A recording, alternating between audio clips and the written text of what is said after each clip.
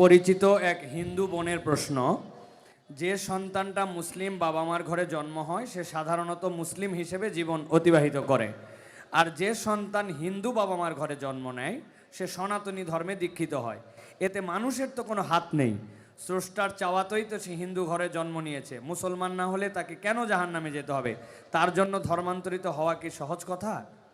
ঠিকানা দেবিদ্বার, কুমিল্লা।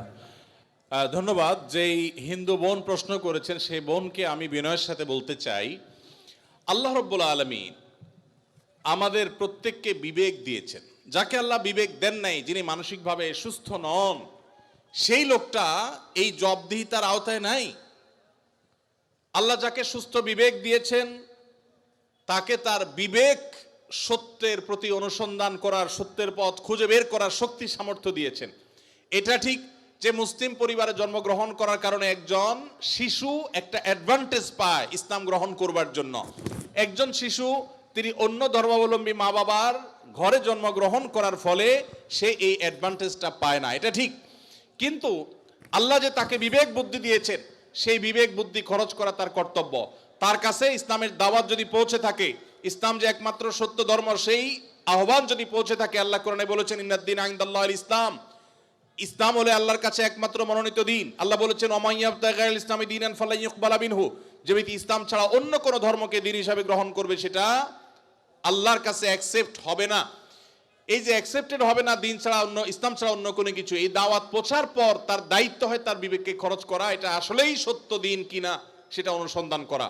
সে এতটুকু যদি না করে তাহলে সে তো আল্লাহর কাছে দায়ী হবে। হ্যাঁ, যেটা আপনি বলেছেন যে অমুসলিম পরিবারে জন্মগ্রহণ করে ইসলাম গ্রহণ করা কি সহজ কাজ? না, সহজ কাজ না, কঠিন কাজ। আর এই কঠিন কাজের জন্যই তো তার বিনিময় এত বেশি, যে সে যত পাপ করেছে আল্লাহ তাআলা এই কঠিন কাজটা করার কারণে তার সব মাফ করে দিবে। আল ইসলামু ইয়াহদিমু মা কানা ক্বাবলাহু, ইসলামের আগে সবগুলো আল্লাহ তাআলা মাফ করে দিবেন, কারণ সেই কঠিন কাজটা করেছে। মুসলমানকে তো এরকম আল্লাহ তাআলা তার পুরো প্রোফাইল ডিলিট করে দেওয়ার মতো কথা বলেন নাই। এটা নতুন ইসলামে যারা আসবেন তাদের জন্য রয়েছে।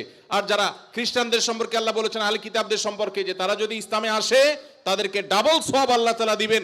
কষ্ট হবে, ফ্যামিলির বিরুদ্ধে তাকে যেতে হবে, এই জন্যই তো আল্লাহ তাআলা এই রিওয়ার্ডগুলো তাকে দিচ্ছেন। আল্লাহ আমাদের সবাইকে হেদায়েত লাভ করার তৌফিক দান করুন।